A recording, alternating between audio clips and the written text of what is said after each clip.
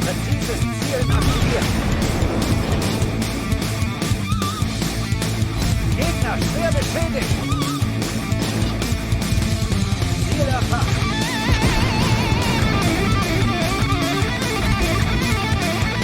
Gegnerisches Ziel erobert in den Bereich. Gegnerisches Schiff zerstört.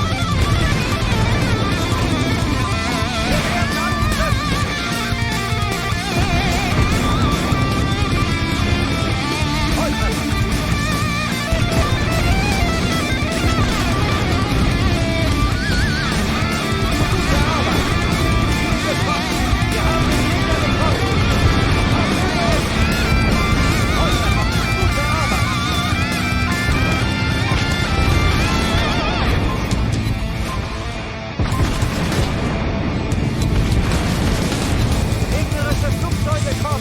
Gegnerische Torpedos gesichtet. Wir haben den Gegner getroffen. Gegnerische Flugzeuge kommen. Torpedos!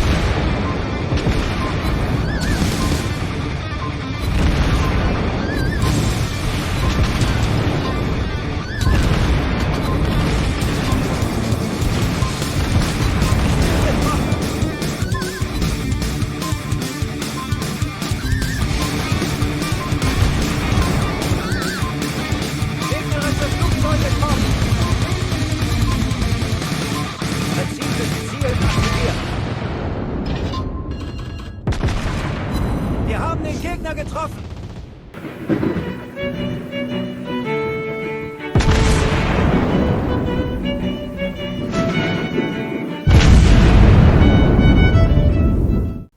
Hello everyone, and welcome back to World of Warships Blitz with Terry.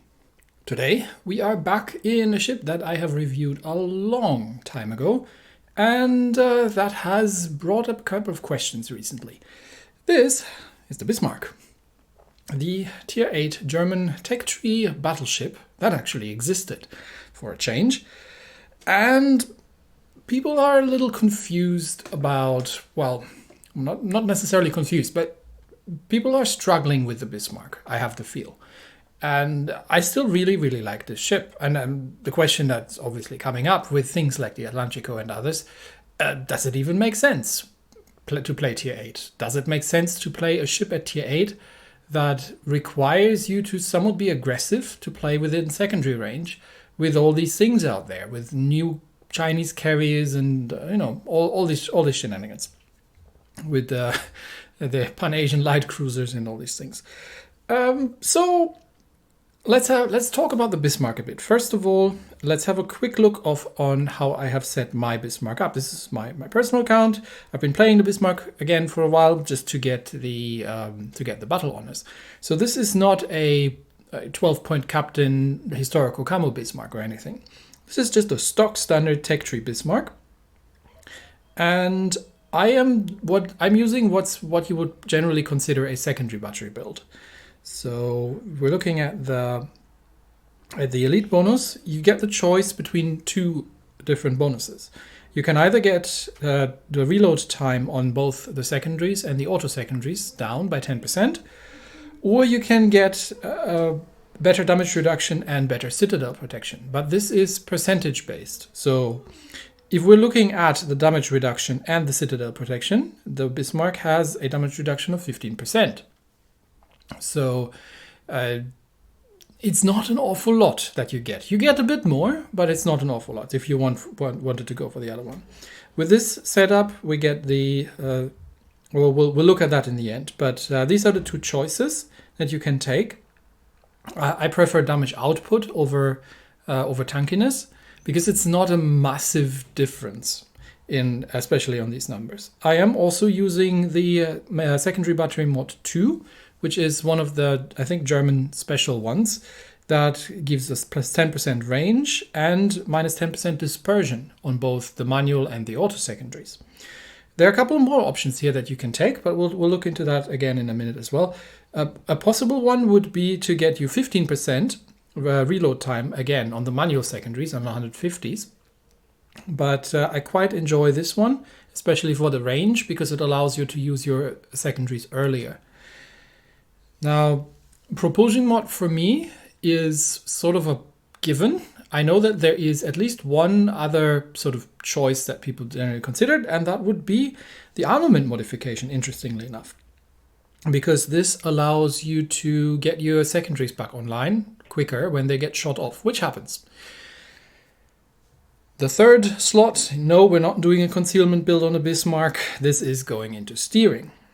So how does that look like number-wise if we're looking at this now?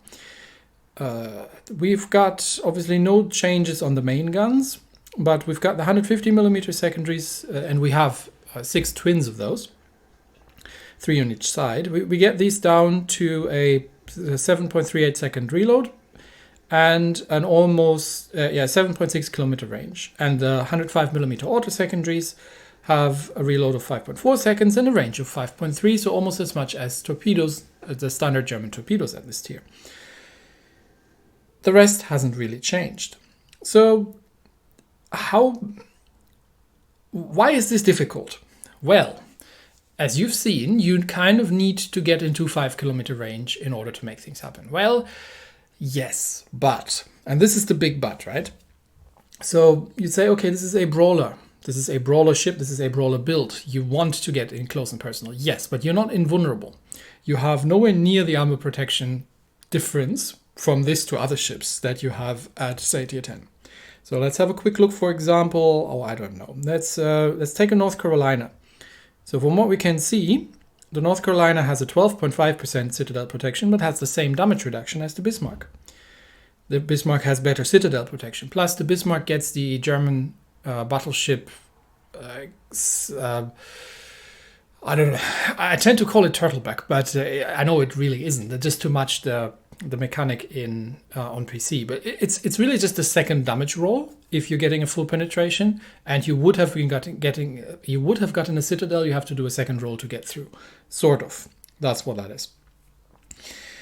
So the difference is not that massive.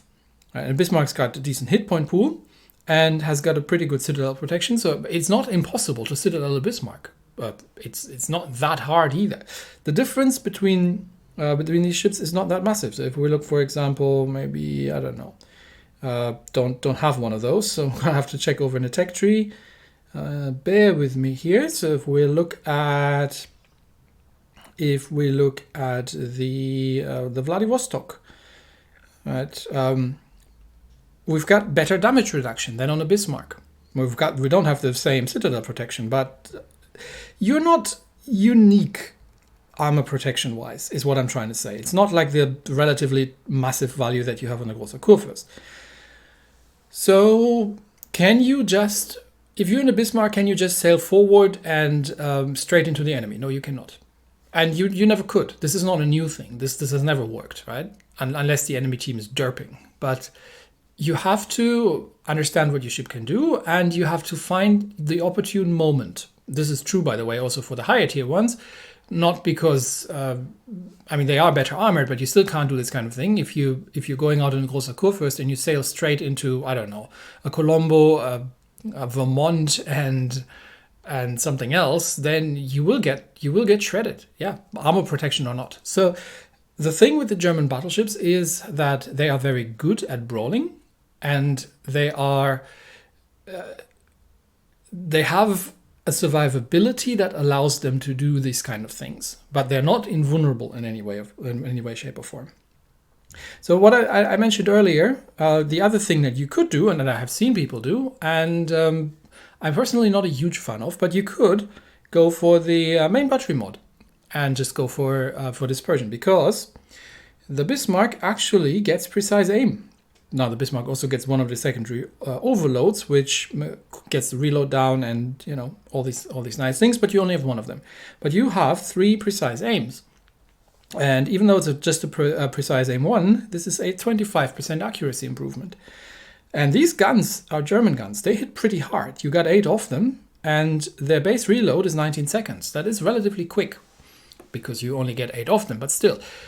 Don't underestimate a Bismarck at long range. She's totally capable of doing damage at range as well. This doesn't mean that you're sitting in the back row and sniping, because you have a below 14-kilometer range.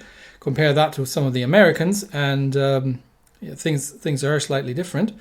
But let's get my filter sorted out. There we go. Still, it's entirely possible to fight in the opening stages of the battle at range. Now, commander-wise, again, you see this is just a stock standard 6-point commander. I don't even have the marksman skill on this ship yet, because I've just, picked a commander that I had laying around, put him on the Bismarck, and that's that. Because my legendary commander is on the GK.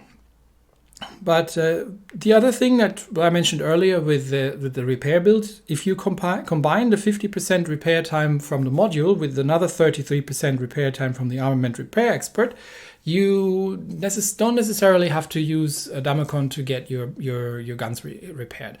I wouldn't do that necessarily on the secondaries to begin with, because if you're at long range, it doesn't matter, and if you're at close range, it's not making that much of a difference if you get one secondary turret shot off, because you either survive or you don't. And I would use the Damacon only for fires or flats or similar things. But it's an option. I've seen people do this sort of thing, so that's what you can do as well. But generally, I would recommend.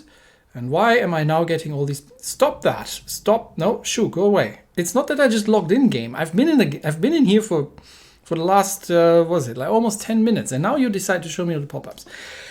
What was I saying? It's the key to playing these kind of ships is to know when to start going ahead. So let's get into some battles, and I'll try to kind of show you what I'm talking about. The first game is technically a tier 9 game, but I think there's only one tier 9 in the whole battle, and that is the enemy Benham on the enemy team. We're up against August von Parseval, an Amagi, and Atlantico, of course, Shapayev, Benham, Kagero, and Xianyang. And we're playing base capture on Atlantic. So, this being what I would call a brawler build or a damage-focused build, because defense is good, but ships that have sunk don't shoot back at you. So let's just make sure we kill them as much as possible. So you need to play within somewhere between 5 and 7 kilometer range to get your secondaries on target and make them work. Still doesn't mean that you can sail blindly out into everything. So I am spawning left side. I have got with me a Vittorio Cuniberti, and keep an eye on this one, because he's the real star of this game. And I believe I have also got a Cleveland somewhere, but Cleveland is hanging center. So Cuniberti and me are going left. Enemy carrier hasn't shown his planes yet. So that means he's probably moving, which, because it's a German carrier, means he's probably going relatively aggressive. Dangerous move, but Cuniberti is scouting in the absence of the friendly carrier, scouting the left flank. And we already know that something is going to come around. Now the enemy carrier is starting to send planes out. And I'm just coming along for fire support, but I don't know yet what we're facing. I know that there is going to be something coming around, and there is a Kagero. Okay, so that's good to know. Kagero's got himself spotted. We can get some sneaky shots off at the Kagero, but not a high hope of actually hitting anything at this range. That's okay.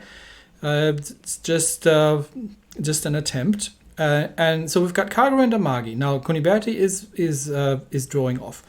What does this tell me? Well, this tells me I can't keep sailing forward, because if I keep sailing forward, what's going to happen? I'm going to get torpedoed by the Kagero, and then the Amagi might finish me off. So I'm going to use the sonar just in case the Kagero has dropped, because I'm well within its torpedo range at this point. And we've already inflicted some severe damage on the Amagi. Well, it wasn't us, but look who's coming around. The August von Parseval is coming rushing ahead. So. Shots out, and there comes the Amagi around. I'm holding this flank at this point because I have no support. Right? I'm sitting here. I've got the Hydra running. The Kagero is not going to surprise me, and the Amagi. I'm just defensive at this corner right now. There comes the Kagero. Okay, so he's the one. He's the one who's most dangerous to me. We're going to use the secondaries. I'm not going to use the secondary overload just yet because I'm sailing towards an island. Because now the Kagero cannot torpedo me. The Kagero smokes up. And it's entirely possible that he sent torpedoes around the other side of the island. So I'm just going to slow down here. And look who's within my main battery range. That August von Parseval. I don't know who he's got a battering from, but he's way too aggressive here. So shots out at that thing. And then we'll wait and see if there's any cargo torpedoes coming. We're still defensive here, and that's an ex-August von Parseval. So yeah, don't underestimate the Bismarck's main guns. So we're going to back off a little bit, because now I'm starting to have support. There's a cruiser behind me, and the Kuniberti is back as well. But I'm assuming that Cargo is sitting on the other side of that island. Now I'm starting to draw some fire. Oh, that is the Shapayev. He is joining the fun as well. I've gone undetected, so I can send off some shots at the Shapayev. And then now I'm going to have to deal with that Amagi over here. Now that's a little bit short, but that Amagi might have healed up a little bit. The problem is, I'm assuming that, yeah, exactly. That's exactly where I thought the Cargo was going to be. So I'm already in a full turn left, and I'm just going to unload the mains at the Amagi. And I am going to take a hard left here because, yeah, there come the cargo torpedoes. But I have now support because the Kuniberti is here, which is why the cargo decided that he can't rush me, but has to go back behind the island. So now he dropped his torpedoes, but because I already anticipated those, I have no problem dodging them, and I can just finish off the Amagi after he's taken all the Kuniberti torpedoes, if he survives that drop, that is. And then we're just going to need to deal with the cargo. Amagi survives on a sliver of a health. Cargo sits next to the island. I don't think he's reloaded at this point. So he can either stay where he is and be shredded by the Bismarck secondaries, or go forward and take on the Kuniberti at point blank. I think he's screwed either way. But that's what I mean, right? You don't just sail blindly ahead. Now I'm going to take on the Shapayev because the Kuniberti can play with the cargo. And as long as the Shapayev focuses on me, that is all I want. So Shapayev, you focus on me. And we'll duke it out over here. But that's what I mean with. That's what I mean with. You have to look around, right? You have to know. Am I supported by my team? Does it make sense for me to push? Where's the threat? And Kuniberti has taken out cargo. Nicely done. I'm distracting Shapayev, who's trying to torpedo me, which is cute. But yeah, go for it. I mean, I'll take one torpedo from a Shapayev, it's not going to kill me, but that should kill the Shapayev, and it doesn't. Oh, he survives. Okay. I think he's healing. Well, he just survived on a sliver of a health. But yeah, that's kind of what I mean with you don't just push blindly. You need to know what the enemy team's doing, and make the best out of your situation. And once you have support and you can actually do things like this, like I knew that the Kuniberti was having the cargo, so our base is a little bit exposed there because our carrier is focusing the Atlantico. Sorry, everyone's got a bit. Seeing red here when one of those things shows up. So, but yeah, my point is, while we're trying to get everybody to return to the capture circle and stop focusing down that thing, my point is you need to know kind of when to push and where to make the best of it. Right? You don't blindly push into enemy destroyers. You are very dangerous against destroyers, and you can take on one or so if you in a one-on-one if you want to. But if you can avoid it, you don't just need to blindly rush out of there. You need to bide your time. You can use your guns at long range and do things like kill carriers, but you use your damage when the situation arises. Now, the one question that you might ask is, well, Terry, why would I still be playing the Bismarck? I could play, well, you could play the Zieten. I mean, you could play the battle cruiser line. Aren't the battle cruisers much better at this?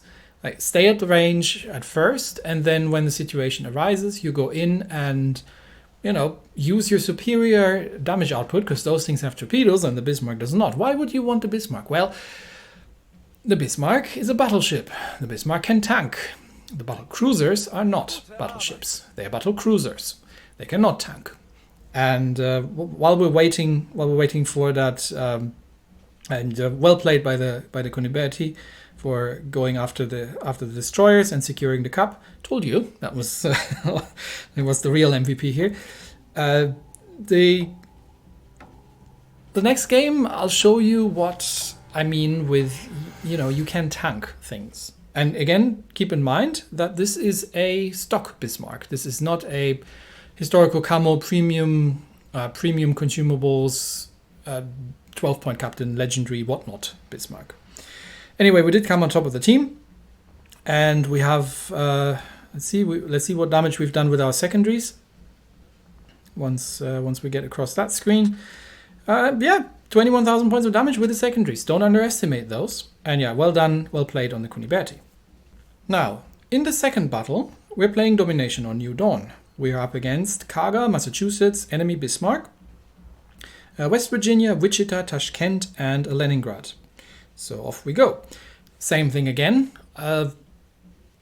Keep an eye on what your team is doing, see what kind of support you have, and wait for an opportunity rather than blindly just putting your ship in full ahead and just focusing on shooting your guns, because that gets you killed, like in every other battleship as well. Bismarck isn't super special in that regard. Okay, I am spawning around A Cup, and I've got a destroyer, so there's a Z, and I've got an Edinburgh with me. So that's a very, very good, very potent combination, which means we are going to be going up against 3 enemy ships, most likely 1 battleship, potentially 2, if depending if we're getting the cruiser on our side or not, and most likely 1 destroyer. How do I know that? Well, because we're spawning mirrored, right? There comes the enemy carrier. Edinburgh does have some AA, can play a little bit of support, but not an awful lot. So as a battleship, my job is to be visible and to soak up damage if possible. So there comes the West Virginia. West Virginia immediately starts shooting at me. The Z takes a bunch of torpedoes. So this is why, if you see that there's a carrier coming, you stick with your team. There's no, we're already in the cup. Okay, so there's a destroyer in here somewhere, but because there's more of us in the capture circle, because the enemy Bismarck hasn't been pushing, and the West Virginia has been the only one pushing forward. Z, there's a destroyer in here, and yes, you're probably trying to ambush those battleships, but there's a destroyer in here. Be aware, and you really don't want to poke your nose out that way, because you're not going to stay hidden, because that Kaga is coming back. Maybe he can get some torpedoes off, but I would have much preferred if he was going to stay on our side, because now I can't give him fire support. And I have to be careful, because I know that there's a destroyer in here. So he's getting his torpedoes away, he's taking some damage. And yep, there's the Leningrad. So full on reverse, and secondaries out, secondary overload up, hydro up, just in case there are any torpedoes. And now the Leningrad can sail forward, and these are not Leningrad torps, it's the Kaga focusing on me, which is ideal, because if the Kaga focuses at me, he leaves my destroyer alone. And that Leningrad is extremely dead, and the Z takes him out. Well done. But the Z, in return, has been taken out by the West Virginia, so now we've lost our destroyer. Which means I only have an Edinburgh with me, which means I need to now soak up the damage that the enemy team is dishing out, and preserve the firepower that my Edinburgh has here. So West Virginia is poking around the island and is firing at the Edinburgh, but Edinburgh is firing right back. There comes some more torpedoes, and now I'm going to put myself in harm's way and make sure that the Edinburgh stays safe. The Citadel, the West Virginia from the front, and yeah, he's not going to run into those torpedoes. He's not stupid, and the West Virginia is already backing off. Now, I can't push any further. Why? Because, well, there's a full health Bismarck. There's still a living West Virginia, and the carrier is going to be coming back in a second. So no, I have to stay, maintain the cap control, and soak up as much damage as I can. So I'm going to take these torpedoes from the carrier, and I'm just being a target right now, and making sure that the enemy team is not capping, and making sure that as much as possible they focus on me, because I'm a low health battleship and not at the Edinburgh. So shots out at the Bismarck. Let's see if we can take the West Virginia down with us if he comes around. If he sees blood in the water and might come around, and see if we can take him down with us. Also, he doesn't have angles at me, so yes, he's shooting at the Edinburgh again. And the carrier is now starting to also try and focus the Edinburgh, but he is coming back for me, so I am very dead. And unfortunately, the Bismarck shoots off one of my turrets, which means I only have 6 guns available to deal with that West Virginia. And I gotta get lucky, and West Virginia takes me out, but I literally just missed the kill. But he's on a sliver of health, but the Edinburgh can finish him off. There we go. So the cup is safe, because the enemy Bismarck is not going into the cup. The Edinburgh is in a defensible position, and the Kaga has been spending 4 minutes, pretty much, just trying to get me killed. Have I done a huge amount of damage? No, but we've held this cup for 4 minutes almost, or better part of 3 minutes. We've taken out an enemy destroyer at close range, and right now the enemy Bismarck starting to push. Too late. He should have been pushing when once our Z was dead, because at that point they had the advantage. He could have been pushing. He could have taken out the Edinburgh, or he could have been pushing into me and use the secondaries. Now he's got an Edinburgh in front of him, and he's got the cargo behind him. With the cargo, because the carrier was so focused on getting me killed, has been able to take down the carrier and is now giving chase on that Bismarck, who is now focused in on the Edinburgh, which is too late. So he had his chance. He had his chance when the West Virginia took the first amount of damage, and he should have been pushing at that point. Once the Z was dead, that was his time to push. And to take the capture circle, to get some points income, to take down the Edinburgh, maybe lose half his hit points, but he had carrier support. I didn't. There was no destroyer inside. The Edinburgh is not going to come close. And he's got sonar, which makes it even more amazing that he runs into those torpedoes. And the cargo, you should have dropped a little bit ahead because he's in a turn, but I think these torpedoes are still going to be hitting. So yeah, that Bismarck now got his rudder shot off for historical accuracy, and is not going to have a great time. So this is the difference between sailing a German battleship and a German battle cruiser.